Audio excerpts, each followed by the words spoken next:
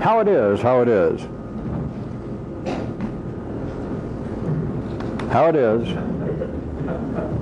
since I know you haven't lost your place, how it is that as structures become any kind of structure, human structure, all the way from bridges to organizations, which you know that we're probably talking about somewhere closer to the latter, that as the structures become more complex, to take on more complex duties and to handle, which is synonymous, but to handle more people, like more people traveling over a bridge, that must become the underpinnings and the structure itself must become more complex to handle greater traffic. An organization, if you didn't look at it as expanding in its attempted purview, if it just started dealing with more people, it must become more complex. How it is that as structures become thusly more complex, that the people involved become more, their energies become more devoted to simply the structure itself rather than the structure's original purpose. I feel like, as an aside, because we may have some business people, I wish I hadn't said that. Listening to these tapes sometime, I wouldn't be surprised that somewhere in the business world this hasn't been observed in some fashion. But here I want you to observe it in a particular way, with what appears to be this kind of activity, and then of course it is a kind of organic growth in life that as a structure survives, it will become more complex. You've got to understand the time frame. If it does not become more complex, life will extinct it. It becomes more complex if it is growing. That is, if it's really alive. As it becomes more complex, the structure itself, that which holds it up. Now this could range from the skeletal muscular system, which would be very crude, and over a long, you'd have to have real 4D consciousness. This would be much longer than one lifetime. That is not what we're talking about. We're talking about that seems to be unique with man, that seems to be structures that are singular with him, that would appear to be intellectually based, or from some views you might be able to trace it back and say this is getting closer to lower levels, older levels. This is really getting closer to the passions of man. But the structures become more complex, and as they become more complex, there is a gradual meeting that can be seen, that can be felt. It's gradual in the energies that the people involved are devoting to the apparent project, to the organization, to the structure. There reaches a point, and the majority of their energies are being devoted, that which they are transmitting and transforming. The majority of their energies are becoming directed towards supporting the structure, and then a minority of interest, if at all, but a minority of the interest is then devoted to what was the original purpose of the structure. Does everybody hear that? That is not taken into account in life. There's no way, there's no terms for it. That's why I always have to either make up some term or to take something that happens, like me describing business or bridge building, and to show you that this is true, to where everybody can hear, I hear what you're talking about, but then to see that there is, as always, a reflection in man, a very pertinent reflection. If I still didn't make this clear enough, if there's an organization, if several people get together and decide what we want to do is study southern birds, New England birds, a bird watching club, and it could go on for weeks, months. If it is alive, and if it's going to stay alive over some period of time, it's got to become more complex. The basic way that becomes more complex in the organization is to bring in other nervous systems, other humans. And this happens everywhere, from a little bird-watching society to a religion, to a social club, is they will finally, nobody really knows why, they may have finally verbalized reasons, like we need more people here to help pay the rent, or if we had more people we could go rent us a good building, if we had more people we could buy us our own little bird-watching society building. That's not it. That's too late. That's an after-the-fact description, but I'm just telling you that people are aware of it, but then it's too late. The organization has got to become more complex if it's going to live. And the basic way it gets to be more complex is to bring in other humans, to expand its cellular basis. But if it brings in other humans, And this goes on another period, and it doesn't matter what, there are no magic figures. Months, years. They'll reach a certain point. They've got X number of people. It's a thriving bird-watching society, the New Jersey Bird-Watching Society, the Southern California Bird-Watching Society. It is now very active. You've got people involved. They will reach a point, without any doubt, non-fail, if it's going to stay alive, that the majority of all the people involved, the majority of their energy is going to finally reach a point to where their energies, in the main, are being directed simply to keeping the organization going. You understand? There's going to be more about how to pay the mortgage, more how to pay the rent, more how to clean the place up, maybe what are we going to do for a membership drive next year.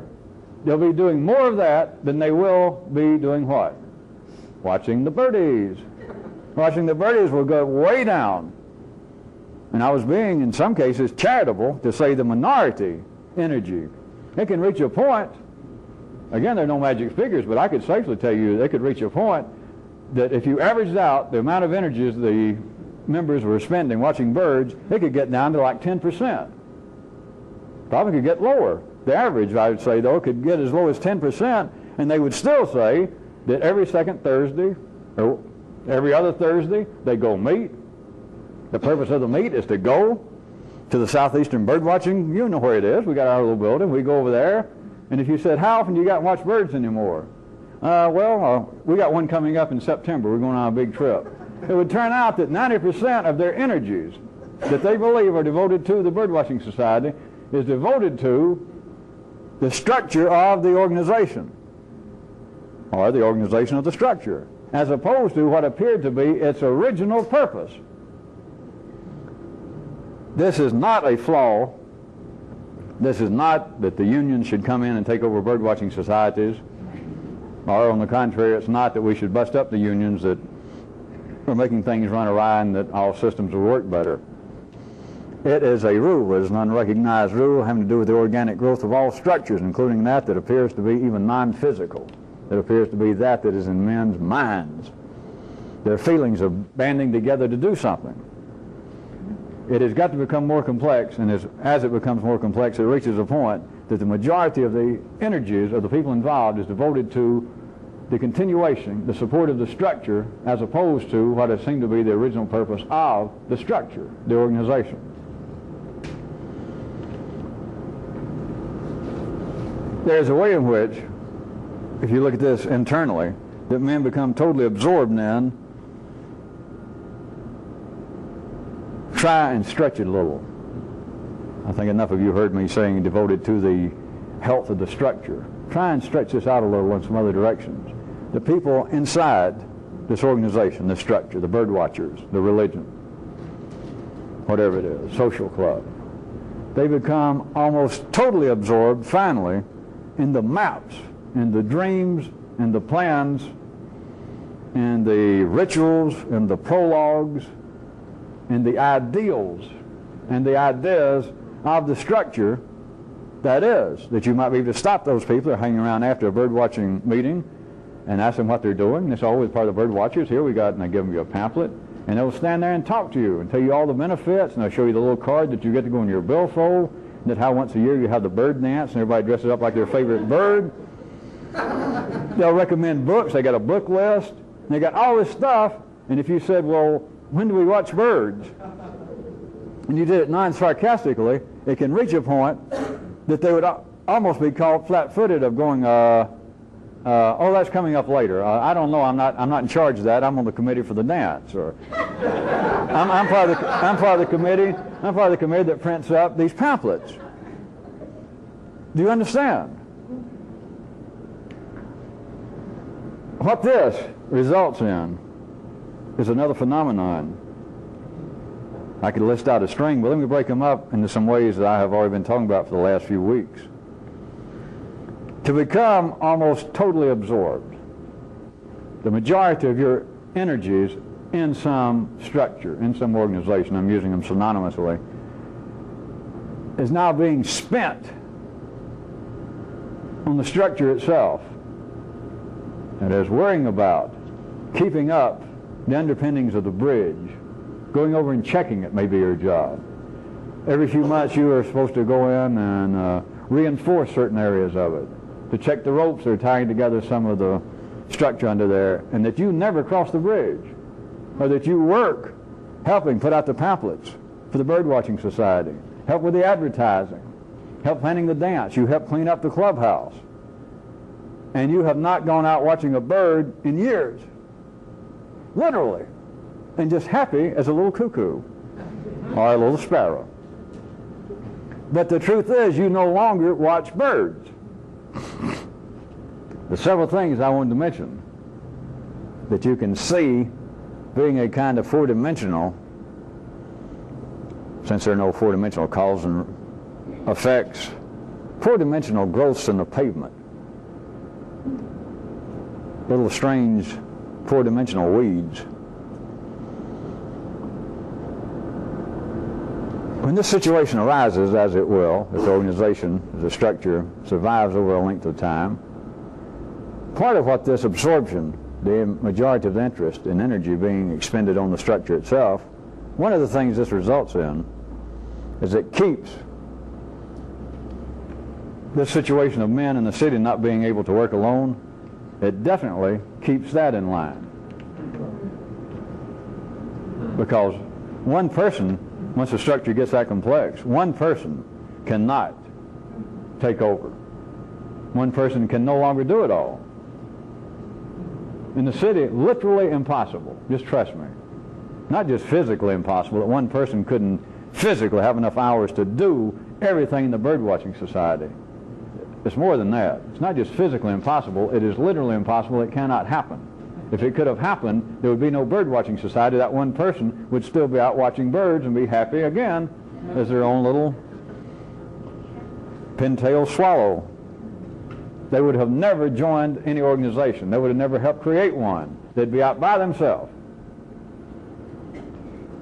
So the situation wherein I started out a few weeks ago, if you recall, sort of pointing out, sort of asking, that once you get off the farm, can you see that people apparently cannot work alone, that they just cannot.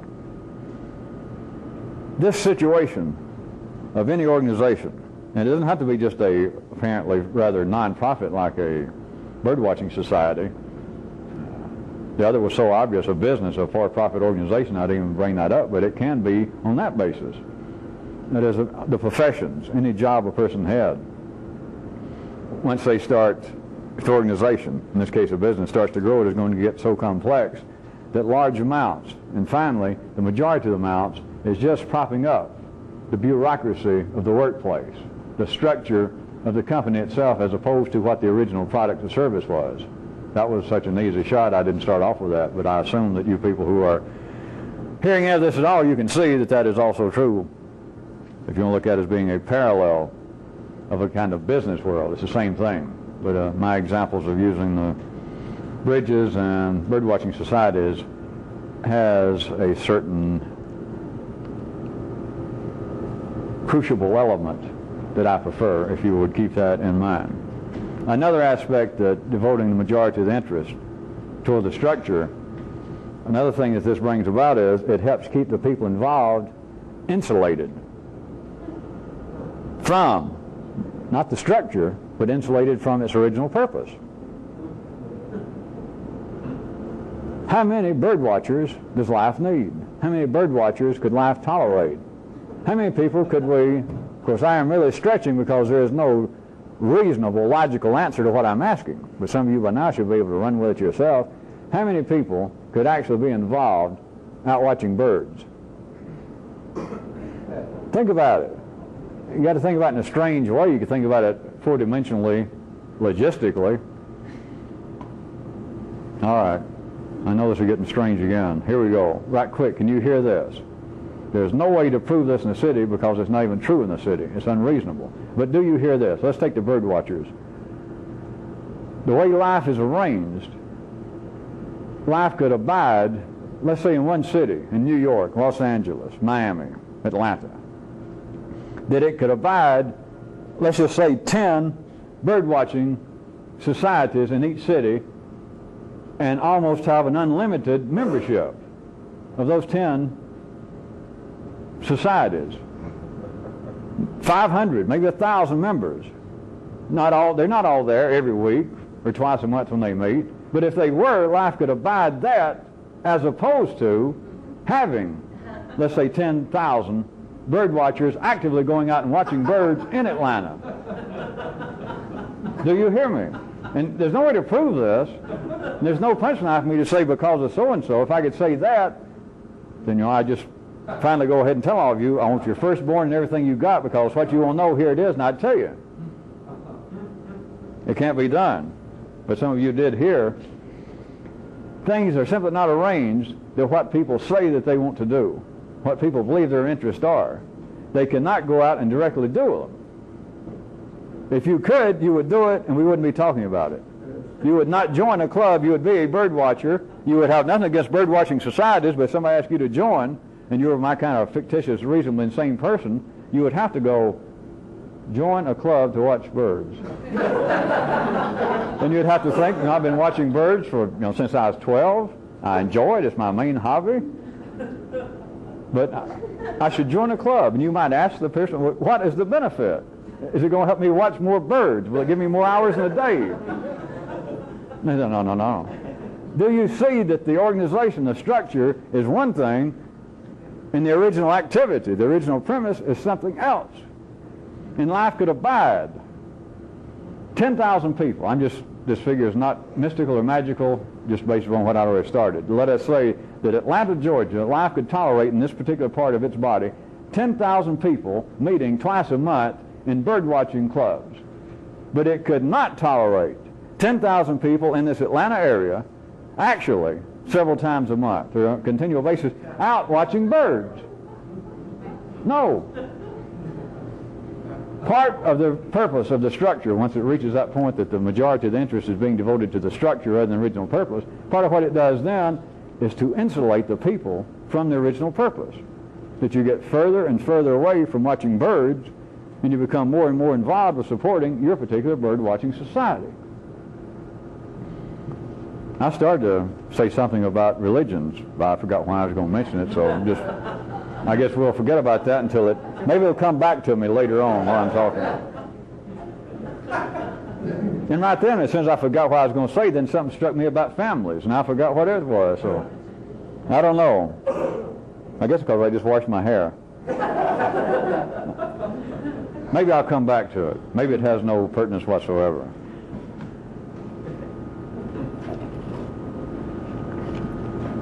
In line with that, I could point out, remember the question about why life has the difference between, or distinguishes between what is said and what is heard. The structure keeps the proper distance, which creates the proper malfunctioning, but it keeps the proper distance between what is being said and what is being heard. That is another purpose of the structure. Again, for some reason I started to want to say something about religions and such as that, and it slipped out of my head again. Oh well, no matter.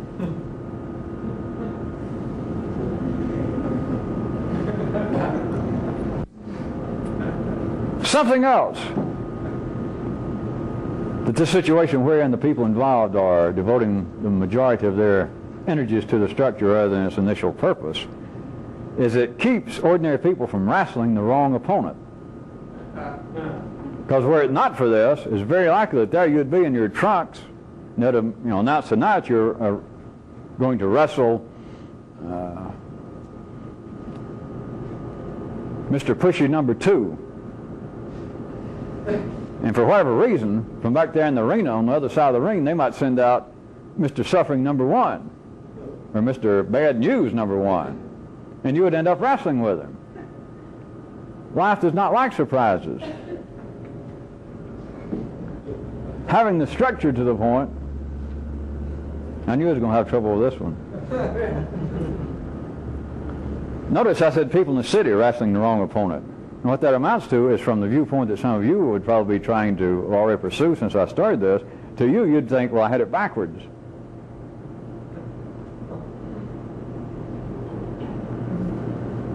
Having the structure there to separate you from the initial thing, well, it keeps you from going out and listening, too many of you, to go out and listening to birds. That's wrestling the wrong opponent. What life needs is more people wrestling with, how are we going to keep this bird watching society going? How are we going to pay the mortgage? Now we got more people, how are we going to raise enough money through some kind of drive or try to get some kind of grant or so we can make our meeting place bigger? And if we get the meeting place bigger, we need more people. The structure becomes it. That is the proper opponent after a certain time. The wrong opponent is whatever the initial purpose was. So that's the purpose of the structure. Does that now seem a little bit clearer? It's to keep you from doing what you thought you originally wanted to do after a certain period of time, after it gets complex enough, after you are enough weaned from the basic initial interest wherein you might have worked alone.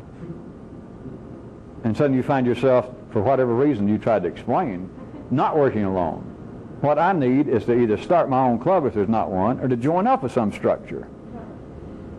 Now, all that proves is you're reaching the point that you needed to move up from the small town wrestling association into the big leagues. You need new opponents. You no longer should be pursuing that which you thought you pursued. What I want to be is a great musician. After a certain length of time, life does not need that many great musicians. It doesn't need very many at all, in case you hadn't noticed. And so somewhere down the line, you got to quit wrestling with that. And maybe start collecting records. Maybe try to become a critic and write about listening to people. Or just maybe you go out more often. That now you got some kind of list and you try to hear in person every famous person, that is, any great musician that you approve of. But somewhere down the line, you have got to abandon your original hobby, your original interest. But it does not have to be a cutoff line. All you got to do is find yourself being drawn to the umbrella of a structure that has the appearance. It strikes your own nervous system. It's not a fraud, but it strikes you as, well, this is the very place I should be. Similar people, similar interest, directed. More people, not just me, but more people directed. Like somebody wants to be a songwriter. You join an amateur songwriters society, which, if any of you thought bird watching societies were strange, that didn't even hold a light. Not just songwriters, writers. Southern writing clubs, Manhattan writing clubs, and they get together and they will hire, they'll pool their money, and they'll get together, whatever it takes, $200 or $300, and they'll hire some author that nobody's ever heard of, but at least the author got published by some little press in Des Moines, Iowa. And got one review in the Sioux City Press about this one book that they wrote. So in other words, compared to these amateurs, if you're really going to push it, and since they only each had to contribute $10, we're going to have somebody famous come tonight and tell us how to be an author in 1988. Let's have a lot of budding authors here, since not many of you laughed.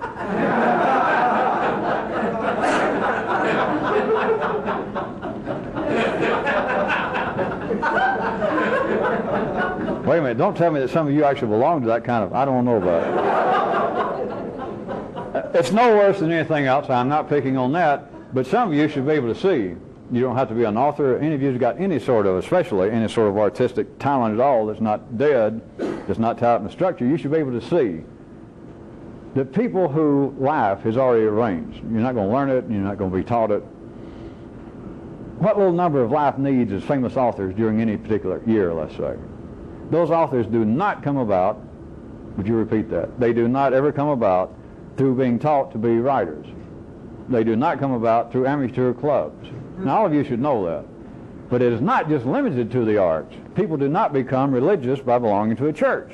People do not become sane belonging to a therapy group. But back to what seems to be the structures and organizations. If you continued, if everybody who had dreams back some generations ago, before rock and roll, let's say, boys all wanted to grow up, just almost 90% wanted to grow up to be baseball stars, play baseball. The hell with everything else. All I want to do is play baseball. And of course, by the time you get old enough to start getting horny, baseball kind of drifts further and further away. And it just so happened Playboy came along about the time baseball began to go downhill. Go figure, I don't know.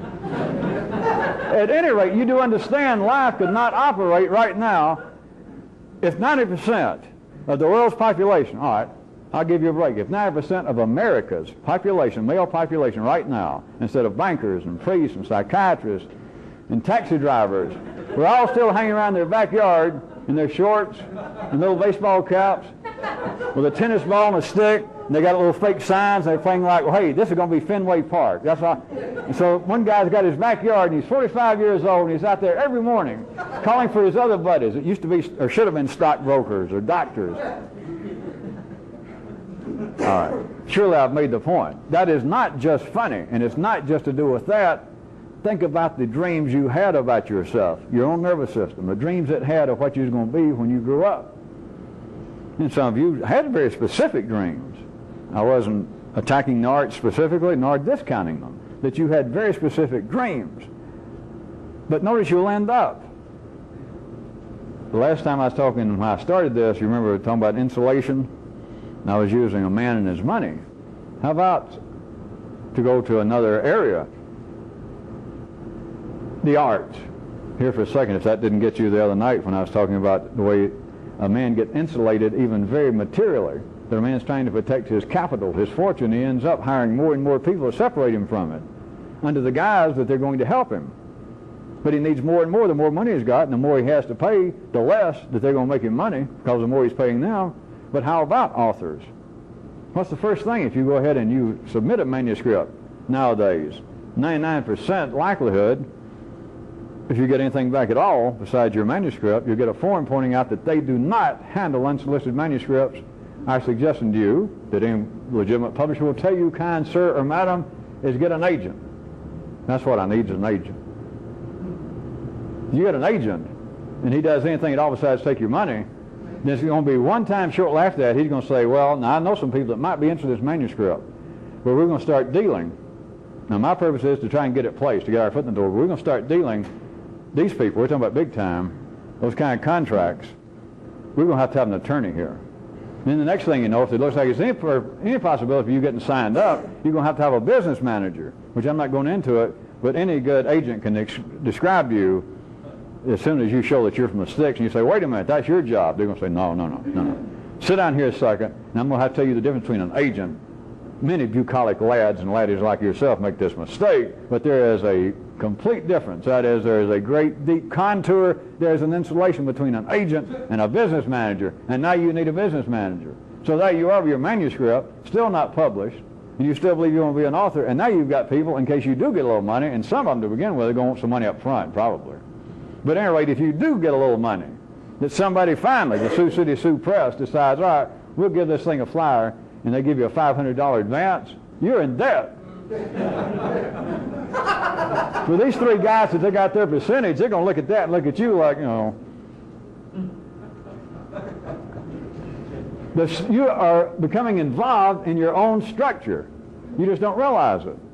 That you're no longer a budding, a would-be author. You're now part of a would-be author structure. And it's everywhere.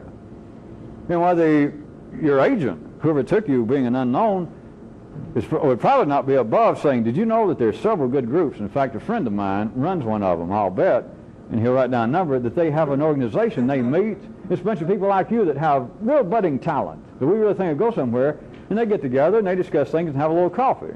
It just so happens that you got to pay a little money to join, and on and on. You're becoming part of a structure.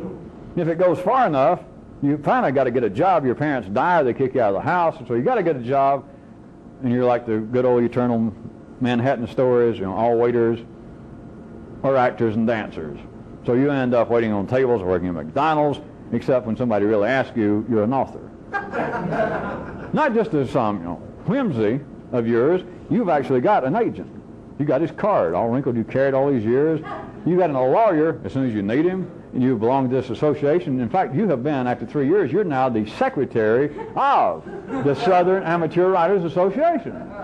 So apparently you're doing something, right? You meet once a month, and you have to get together, and you're on the chairman committee of deciding who shall we invite, who can we afford to invite next year or next month. Do you see that the energies that you thought at one time should be directed, that you tried to direct toward one thing, being an author, ends up, what little time you have outside working at McDonald's or Burger Doodle is now spent in this kind of structure.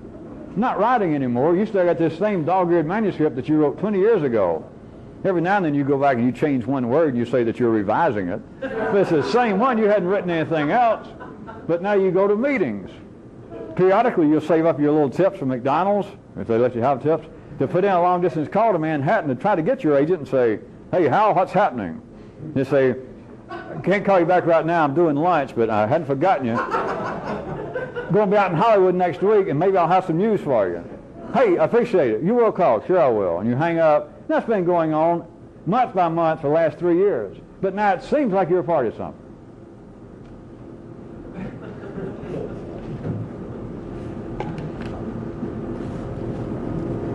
Beyond my little jokes when I threw in religion and family, I was going to pick out now to try to jump you real quick from a man and his investments and even artists and their songs and manuscripts. How about the things that seem to be even beyond that? In religion, for you and your people, I do not single out religion. It's not an attack. It's just a religion in general back in the city apparently has been involved, should have been involved, seem to be the purpose of their structures of this kind of activity, which they are not individually. So that's the reason I'm going to that in the past, and even so today to some people, whether it be organized religions or some sort of spiritual cult, that would seem to be the place that you would go to really do something extraordinary about yourself. Either that or some psychological, like encounter groups, or which is just, there's still sort of the umbrella of you can put psychology/religion. But that's where you think that you would go if you were trying to do something. Expand your consciousness, be more healthy, be more perceptive, to be something extraordinary, that you got to go join up with some guru or some commune, or maybe get into a church and see if they do not have some mystical information hidden away somewhere. You should be able to see, after me spending this much time leading up to this, that anything that you can find to join that actually has a post office box. There's a book out about it. What was the big one in Big Sur that started Esalen? But that, many people now historically would give that the credit in the Western world as being a kind of settling down or a kind of hands-on, hardwired approach to erstwhile metaphysics, combining it all with religion to really help people not just become unneurotic, but to become super sane. You know, they were still tied in with the drug culture at that time, but those kind of organizations, what I'm trying to get you to see, it's not just religions, but any of those organizations, if they've got a post office, if you've ever heard of them, they got a place to write to, they got books for sale. The thing is, in general, you can forget it. Do you see how beautifully things are arranged? Because what you're going to have to deal with, and you may be satisfied, it's not an attack, but what you're going to deal with is the structure. You don't join up the Buddhist religion to become a Buddhist, not assuming that your nervous system somewhere down the line, back when you were born, and somewhere before you became too adult and sane and insulated from yourself, that let us say that somewhere you had this notion from reading. It just seemed to vibrate even though you were born in Teaneck, New Jersey. You began to read about the life of Buddha and some of the things that supposedly he said, and some at an early age it just struck you as, Jesus, I'm not Jewish, I'm not Buddhist, I'm not Baptist, I don't know how I ended up here in New Jersey, but my nervous system, I'm a Buddhist. It's too late. You may. There's probably a Buddhist temple by now somewhere around Teaneck. If not, you can find them in the United States. You end up and you go join a Buddhist temple. You become a Buddhist. You chant, you may change your dress, you may talk to some of your friends, but you're going to end up dealing with the structure of now Buddhism.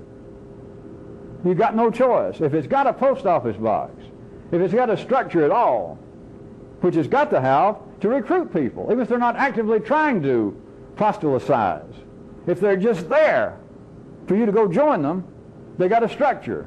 And if that's true, you're going to end up sending your energies to the structure. We got to turn the tape over. So you got a couple of seconds, those of you who want to mull the unbelievable beauty of this all. If you can find it, it ain't it. And you can't find it unless you got some kind of structure. Turn the tape.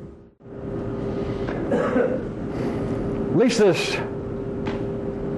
striking of you, especially newer people, as being some way that I have picked out a crack in the general structure of ordinary life. There is no crack. Nothing's wrong. I'm not a critic. I didn't find some flaw. Life as it is on the 3D level, the observable level to anybody, this kind of diversion eventually of energies into a structure as opposed to the structure's apparent original purpose, if this were not true, life could not grow. There would be no change. People would have interest. Walking around nervous systems, known as people, would have a certain interest, and they would go at it like a pit bull. That all I want to do is, I want to be a poet. God knows why, that's all I want to do is write poetry. And you would write poetry and die writing poetry, maybe starve. Not all this fake starving that those women used to do back in the 1800s of going up in the attic and saying, I'm going to write poetry until I starve. And hell, they're living with their mother and father that sends them up food. So, don't give me that. I'm talking about somebody that would say, I'm going to do so-and-so. I'm going to play baseball. That's all I'm going to do if I had to play baseball myself. And you'd see the guy, as I said, at the age of 45, out in his backyard. Well, I don't know how he'd have a backyard. I guess he'd have to have a family. Well, I guess he'd have to have a family that was rich enough to at least leave him a house and some little trust fund. And there he'd be. He might weigh 90 pounds, and he's living off of day-old cornbread. But he's out there with his little bat, and he's out there in his little bony knees. He's got his little, Mets cap. And he's out there every day still playing and calling out to his friends. Some of them's already died or they've already gone on to business. Every day he goes out the back door and hollers, Hubie, Bubba, you guys are going to come play. Or, of course, I seldom really try to specifically speak for women, but I guess it would be this one little bit for women is all their dreams about, I'm going to marry, and they got a dream of what they want. I guess we'd have about 99% of the world's population would be unmarried women. But that is, I'm gonna find Mr. So-and-so, or that's it. In other words, they wouldn't have settled for you.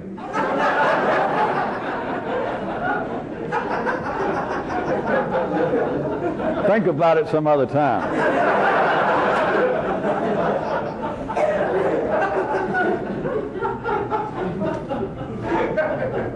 It is a kind of diverting of what would appear to be the intention of straight line energy, which life cannot. I've said this enough, and you should be able to see this out in life. There is no such thing as a viable straight line. That is not the way life operates. The only thing that looked like a straight line would be to hook up an EKG machine to you when you were deceased, or to your brain.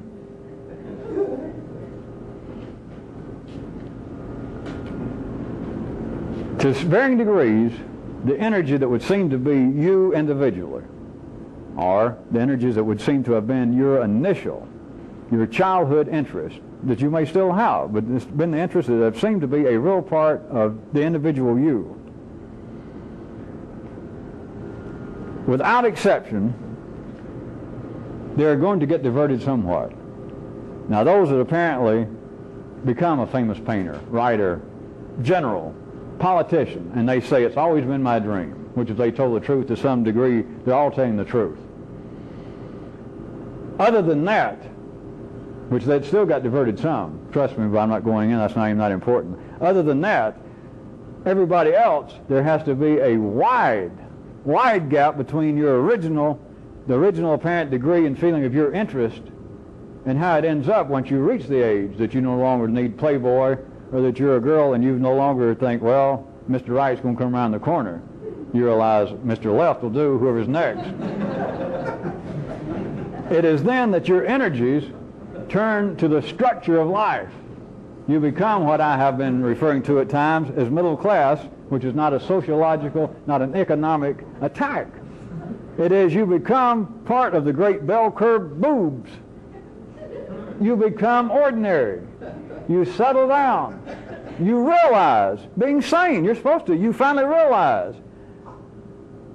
Class reunion, 10th reunion, and several people rush up to you, God, I remember you. Those nice poems you wrote back for the school paper and etc. I bet you're a writer. I bet you are. And you go, geez, God, I tried. I did, but, first thing, you remember so-and-so, that girl I used to go with over from North Central, yeah? Well, we got married 6 months after school, and first thing you know, we had a kid. I went into advertising for a while. I was writing copyright, so I was kind of keeping my hands in it, and then he begins to mumble.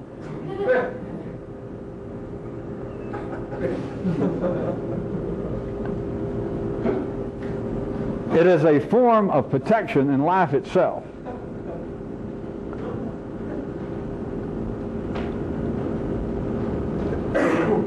You become acceptable to life in the middle of the bell curve. You no longer, of course, here's a place where my current description of this as a revolution is very apropos. You are no longer rebellious to any dangerous degree. And I am certainly not talking about serial murders and people that jump off of buildings, and we're not talking, when I say rebellious, we're not talking about that. What we're talking about is that you have become insulated from what your original interests were. Your energies are no longer being devoted to what seemed to be your initial interest, and they're now being devoted primarily to the structures of life itself. That you now take it seriously. Now that you've grown up, you now take it seriously being a Christian, being Catholic, I'm taking my family back. We now do temple after all these years, and I'm finally Republican. My father, I used to curse him, but now, by God, I realize how we need that kind of solid conservatism, especially in the economic areas, and so yes, I'm a Republican. And yes, believe it or not, I do contribute some money to environmental causes because I am very concerned about my little ones and their life. You are now what life needs. You are now a trooper. You're now part of the palace guards. You're no longer any danger to life. You're no longer any possible disruption. Do you understand? I'm sure that many people that don't write me, or people that just hear some of this from out of town on these tapes, have taken in the past my attacks, my statements about how people can't change. I don't need anybody to write me and tell me, because I can speak for you. People just absolutely cannot hear that. Just absolutely. For me to say people do not change. Your nervous system at the ordinary level just absolutely dismisses that. It probably doesn't even take the time to accuse me of engaging in hogwash or being deluded. It is just so patently, even non-verbally incorrect, there's no reason to even argue with it. It's just not true. People do change. People can change. Change is the most frightening thing, the most dangerous thing in the world. Even psychology, the last decade or so, I keep running across this list that they keep trying to revise at somebody or some group. I'm sure it wasn't somebody, it was some group at some fine university. Did great investigative research and interviews, and they came up with this progressive list, and they gave points to what was the greatest traumas in life. And I think the first one was death of your spouse. And after interviewing thousands and thousands of people, if you want to decide, how about that for a structure? You start off to be a psychologist. I want to help people.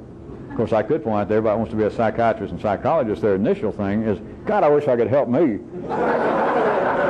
But some of you might take it as a cheap shot, especially if you're a psychiatrist. As far as clerics, we won't even go into that. At any rate, these people, they spend 10 years and they interview 20 million people, and they come up, and on the scale, a 10 is the death of a spouse. Loss of a job is like a 9. Moving to a new location is an 8. This sort of thing. Death of a child is 7 or whatever. Wrecking your Ferrari is. All right. The only reason I went off this little track for a second, why I wanted you to get you to see, probably some of you have heard that and read it. Your attention gets dragged to this, if you find it interesting at all, and you get insulated from it. You start dealing with the structure, and you're supposed to, as you start thinking about, well, all right, let's see, the comparison between losing your spouse And you might sit there while drinking your coffee in the morning, nothing else to do. You might think, now I don't really agree. Perhaps I'm not in the mainstream of life, but I believe losing my job, I don't think that would be number 9. I think losing my job would be like a number 7. Do you see that all of that is something about one thing? It's change. That's the stress. Forget the rest of the descriptions. I don't mean it doesn't have any personal validity to you of losing your job or having to move to a new locale because of your occupation or losing your mate. I don't mean that it has no significance whatsoever, but everything that they name about these various kinds of stress and trying to compare them, they're all one thing. Do you see it? It's simply change. Change is the most stressful thing in the world once you get old enough to pass for being mature. Once your nervous system has about insulated itself, once your nervous system is as ignited as it was intended to be, it's generally referred to as you're more or less grown. After that, your one greatest fear is change. But notice, and I don't even know how many right now, I know how hard this is to hear. I can start getting as specific as I am, and some of you may go, yeah. But notice, generally you can. I can say something about change and how hard it is, and your whole nervous system, unless you try to grab it, your whole nervous system wants to go, don't start that again because either you're wrong or I don't understand it because change is possible. I want to change. Everybody says, I want to change. Change is the most stressful thing in the world. People can't even stand the thought of it. You're not supposed to. The one thing left off those lists about great stress, I don't know why they did it. I can imagine if they tried to explain it. But the greatest stress, somewhere up there, should be everyone saying, my own fear of my own death. Which you can look at people's fear of death as being, that is fear of the ultimate change. Because nobody that you can find that can speak 3D language, nobody can tell you, hey, we all admit that's a hell of a change. When you lay down and don't get up. But it's like the greatest unknown change in the world. To find out that your job, if you're going to stick with IBM, you're going to have to move to Norfolk. And you may go, God, that's stressful. Jesus. At least you can find out what Norfolk's about. You can talk to somebody. You can go there. But there, it's like the ultimate change. Change is the stress. The fear of change. Even thinking that change might happen. But notice the nervous system. And you can hear this right quick. The nervous system is lined up, ignited to say otherwise. And can prove it, or can just absolutely dismiss talk like this. That change has got to be possible. I want to change, you want to change, everybody wants to change. Everybody's trying to change. Why are people going to health clubs? Why are people going to night school? Why are people going to churches, to synagogues? Why are people joining up even with a bird watching society? That may seem low level, but it's to change, it's to expand the cultural richness of being alive, the appreciation of nature, the fellowship of fellow bird watchers who are a fine group of men and women, I might add. Richard Nixon, at least, was never a bird watcher. I just said that.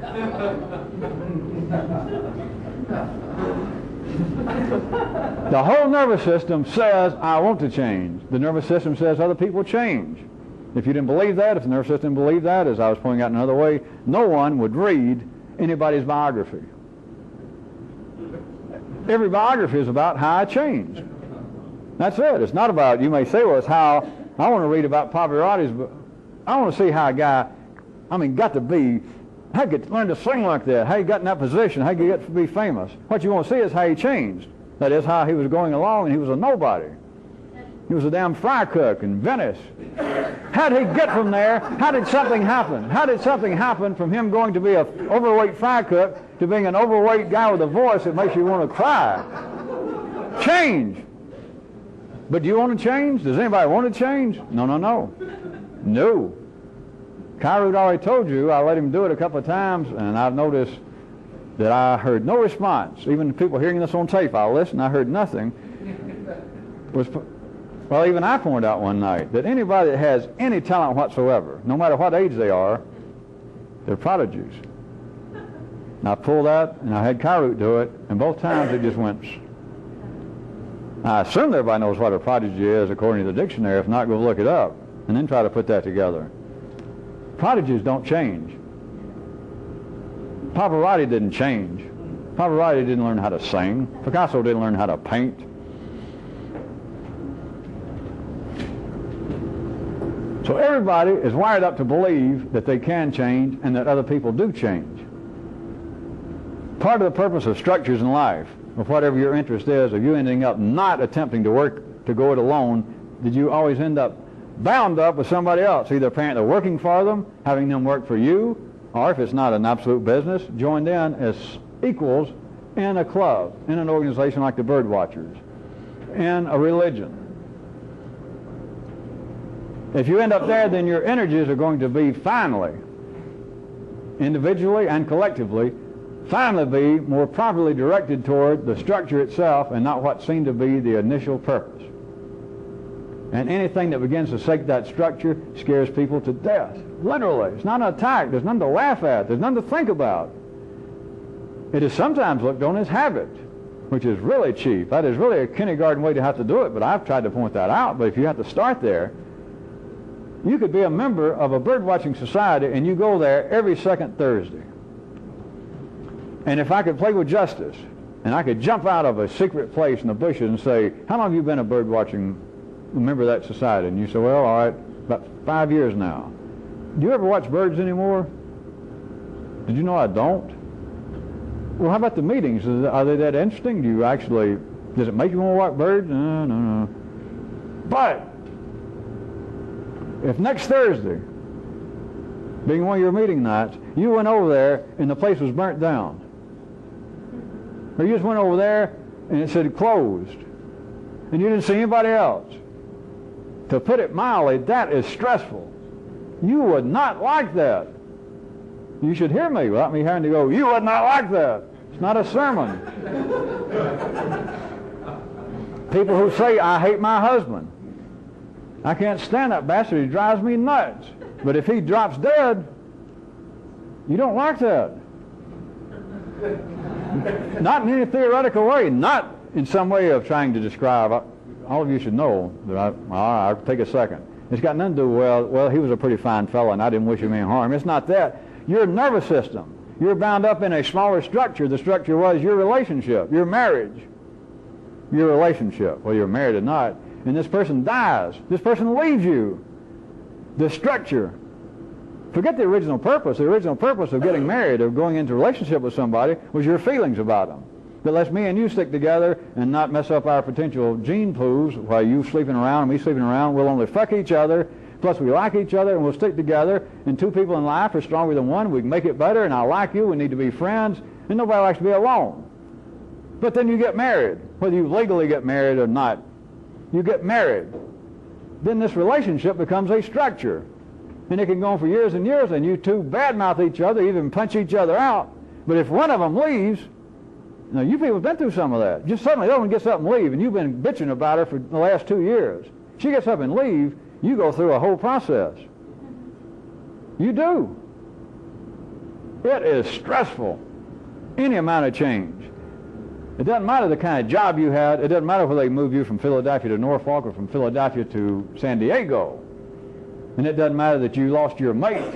Whether you said, well, I love my mate, or you said, we hadn't been in love in the last 20 years of our marriage. None of that matters. It still shows up that these things, losing your mate, number one, they say. They didn't ask, did you love your mate? Did you still have sex with your mate? Was you and your mate in your 30s or your 80s? None of that. It's simply that this structure, there was a relationship between me and this person, is broken.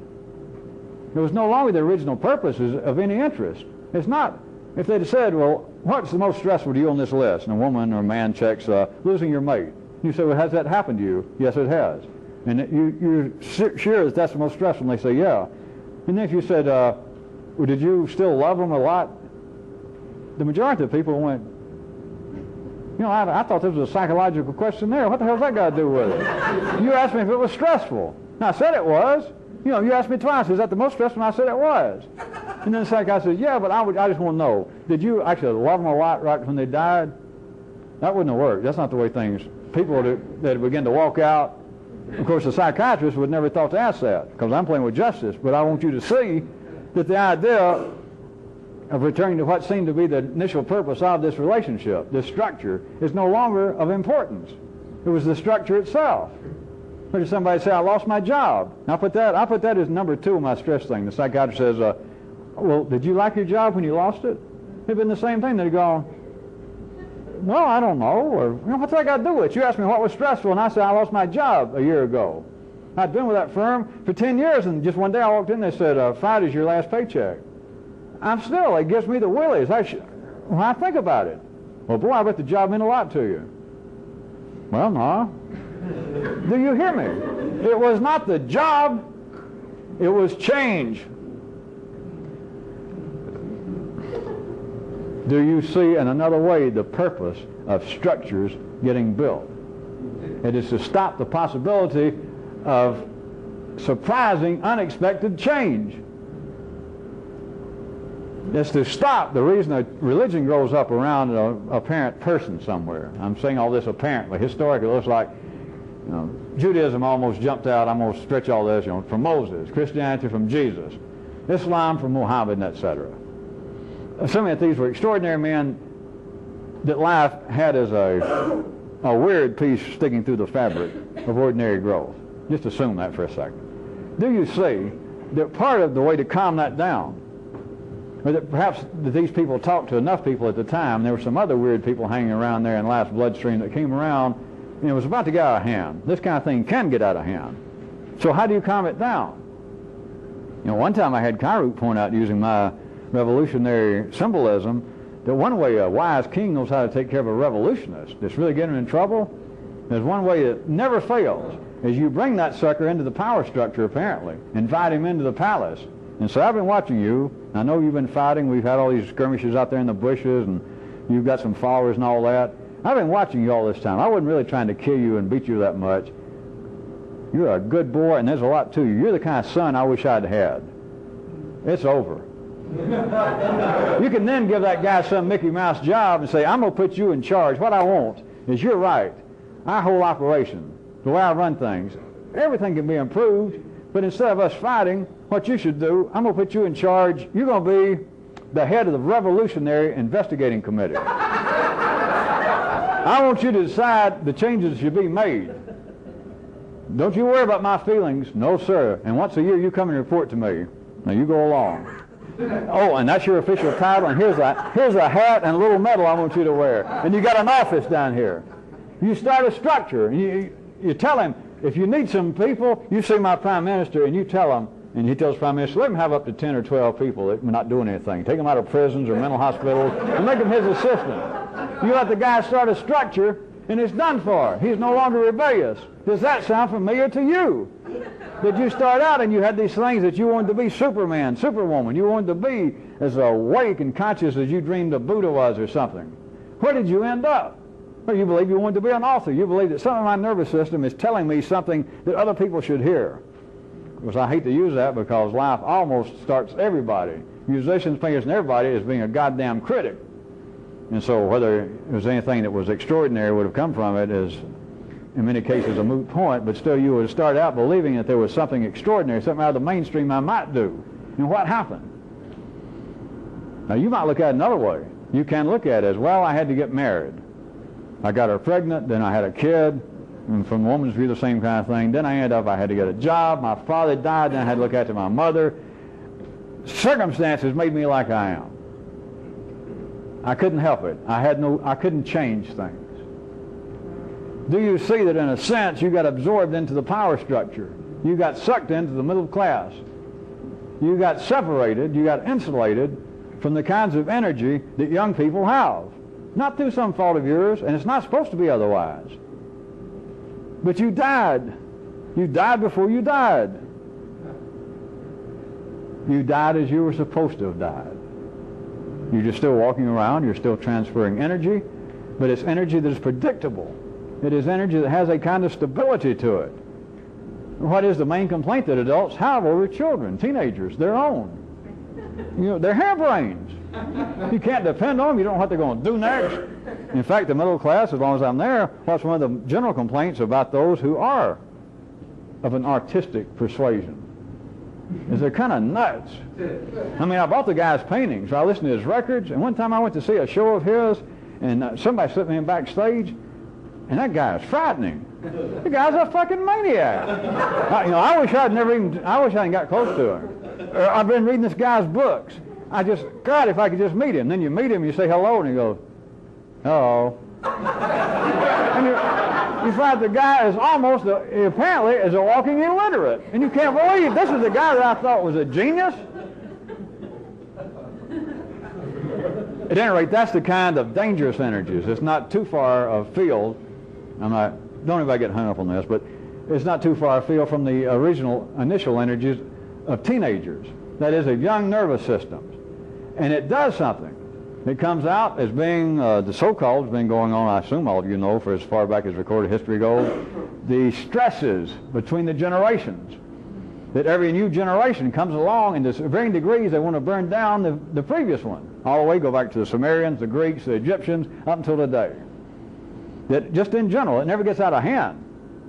But in general, the generation following, your children, look at what you've done, you individually sometimes, and your generation in toto is like, this ain't going to get it. This ain't going to get it. We got to straighten things out. Oftentimes they'll even say, what we need is a revolution. Which, life can handle that. A bunch of 16-year-old guys and girls talking about revolution. It's fun for a while until you get to be 21 and you do go back to the temple and become a Republican. So it's no danger, but there is that kind of energy there. It is a stress and it keeps life going. But then you become that which you want to rebel against. You have to. You become insulated from that initial energy. You become part of the structure, and you can become part of the structure and never notice it because you can still talk about what your original interests were. You can dream about them. You can read about them, which is one of the purposes for the written word, is you can read about other people still doing it. You can get magazines. They got magazines on everything from sailing around the world by yourself to being a bird watcher. So you can get the magazine, not just a book that somebody wrote 50 years ago. You can get a magazine, there's only maybe a 3-month time lag, of somebody doing what you always dreamed to be doing, and it only costs $22 a year to get this magazine and read about other people and sit there with your feet propped up and sit there and dream about it. There's nothing wrong with that in the city. There is a distinct link that I was wanting you to see between where I started this, that these structures, anything that is going to have a continuing life inside the body of life for some length of time, will not stay. It amounts to nothing to have one bird watcher somewhere. It's almost impossible, but that's not even the point. It could be possible. Life doesn't care if there are 2 or 3 people in the world by themselves watching birds. They'll never call themselves a bird watcher. They wouldn't know the term. Just forget, that's moot where that would happen. But if it's going to be something that has some consequence, in bird watching, I tried to pick something, in case you didn't notice, that should have struck your mechanical nervous system. It's pretty innocuous. But you do understand by now, don't you, once I remind you, that for some reason life needs people that are so-called bird watchers. There's a whole business with this. There are books. There's a press. At least one I know of, that's all they publish is books about bird watching. There are international organizations that get together. They have contests. If you don't know that, believe it or not, they have whatever they call it, but it's like a 24-hour period, and they have teams, and they send them out, and you've got to come back and report how many birds your team, different birds, spotted in 24 hours, and they give awards, and they have a big dance.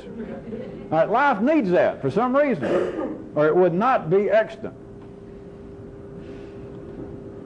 But what it really needs over a longer term is the structure that is bird watching.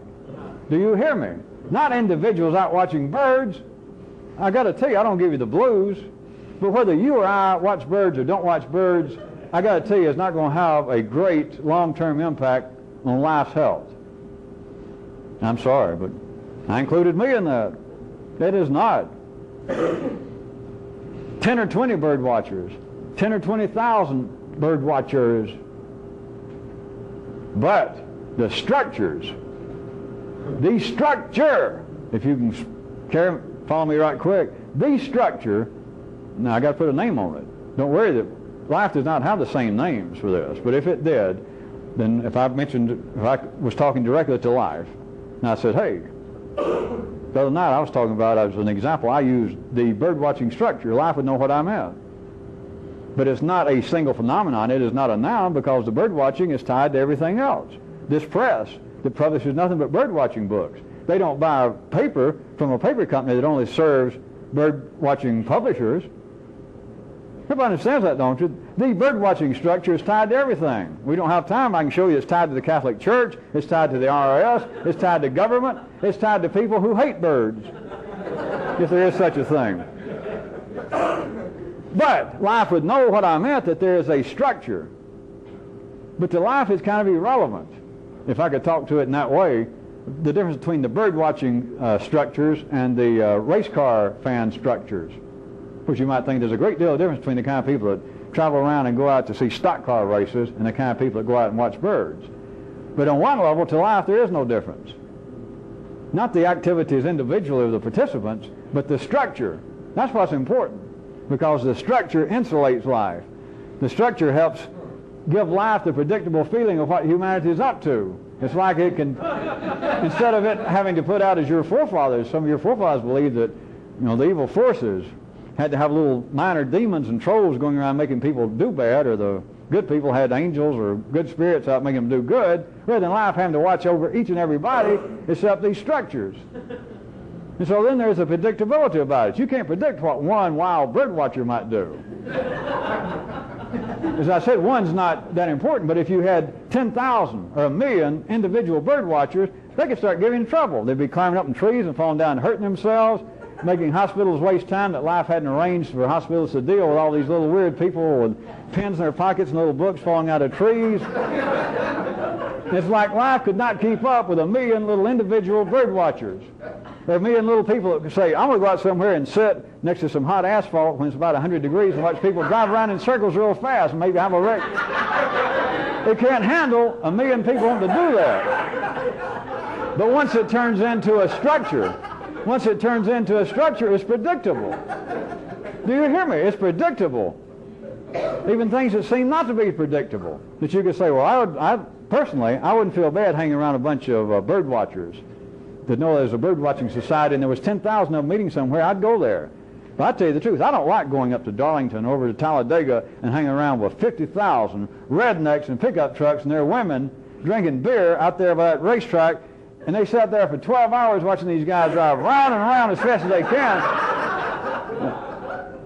It's as much fun to be up there in the stands and watch the fist fights. There's at least one fist fight for every lap they make. There's a kind of danger there, right? But wait, on a greater level, the reason I started that, don't lose me, or don't lose yourself, it's not that there's danger hanging around that kind of people. There could be. You could get your nose punched out. But do you understand that once it has become structured, that structure, let's call it race car driving, stock car driving, that structure has now become predictable. If you don't believe it, ask the police around Tagadella, Alabama, and they can tell you almost exactly, all right, this coming weekend, there'll be somewhere between 216 and 225 fights. We will make somewhere between 170 and 190 arrests for drunkenness. And they can do all this, and sure as hell it'll work. That is, their prediction will become true, because the thing is predictable. Now, individually out there, you might get assaulted. You might feel that I got more than I bargained for. You might feel this is dangerous and unpredictable. And you'd be correct at your level that I'm not sure once I'm here around these people, I'd like to leave. Because I just don't know what's going on. I'm more used to hanging around bird watchers than these kind of wild and woolly people down here. And every other person named Bubba, including the women. So on an individual level, as always, on an individual level, you could feel as though you're right there in the heart of the energy. You could feel as though it is dangerous and unpredictable. But you understand, on a greater level, just from the police level, just from a guy that owns a farm down the street, once this thing is taken on a structure, it is no longer that dangerous and unpredictable. Sure, there are fights. One person gets killed every other year there, a knifing, a shooting. But it is still predictable now. It is no longer a bunch of 80,000 individual maniacs. It now has a structure. Again, I want to, I don't know why, refer you back to things like religion, all forms of attempted self-help. Just religions, not per se and not individually, but just them being historically the de facto shelves and deposits, supposedly, of how to help yourself, how to do better. The structure has to be there so that your energies are expended on the structure, not the original purpose. They still talk about the purpose, but that is no longer where the energies are expended. It can't be. It would explode the structure. It would become self-defeating at the 3D level. From life's view, the structure would become then self-consuming. It would try and actually fulfill its purpose, and that can't be done. Remember, the diet books can't work, or there'd be no diet books. Religions can't work. There'd be no religions. Psychiatry can't work. That is, its own purported, not mine, but any structure's purported purpose cannot be achieved. It would be self-defeating. If it does get achieved, it simply shows that life had enough of it. Dinosaurs simply reached the point that they became the greatest example of dinosaurs. They became dinosaurs to the absolute nth degree. They expanded to where there was no insulation between their internal sides of being non-dinosaurs and being dinosaurs. If you ever wanted to see a dinosaur right before they died, go look at any dinosaur that was alive, and that would be the living epitome of dinosaurism. They did themselves out.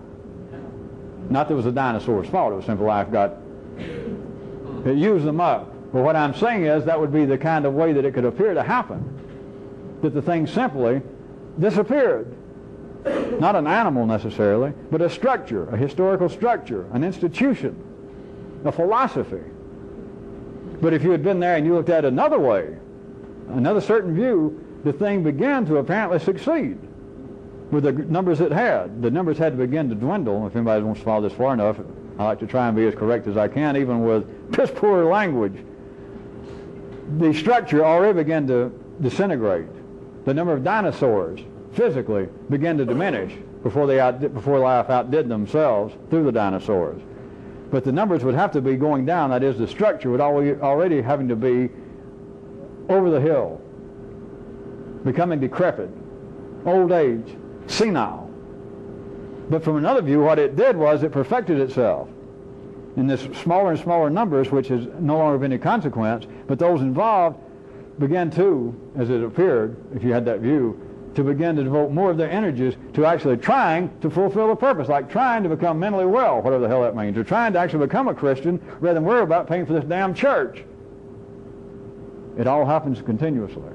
It would happen coevally in 4 dimensions, and it simply disappears. Other than that, if I didn't lose you, other than that, if anything is going to survive, then the structure has to arise. And then the health of the structure, the energies of the participants being directed to the structure, that must become the primary play. Does any of this sound at all familiar? Your family, life in general, your occupation, your love life, the dreams you had of joining some commune or finding some secret teacher somewhere, or actually reviving Buddhism in its pure form, whatever that would mean. You only end up wrestling with gnats, but it's gnats that support everything. It's not these huge girders holding up the bridges. It's not these pilings down in the ground holding up these skyscrapers and these great temples and synagogues and churches and structures on Wall Street. Down in there, it's gnats. And that's what you wrestle with.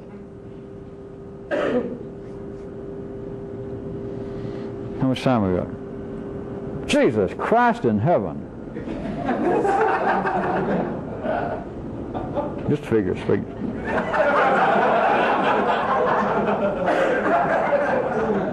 We're out of time. Which I assume some of you will be thankful for, because that is being out of time as opposed to being out of your mind. Maybe.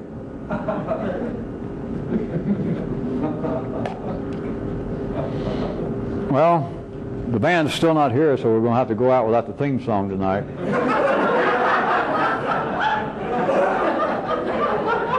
I can only remind you, as those great Southern ministers used to say on the radio, is to not keep those cards and letters coming in, simply keep those letters coming in, because you cannot get money in a card. I'll give credit to whoever said that, if I remember. I think it was from Del Rio, Texas, any of you who had good AM reception back in the 50s. Other than that, bye.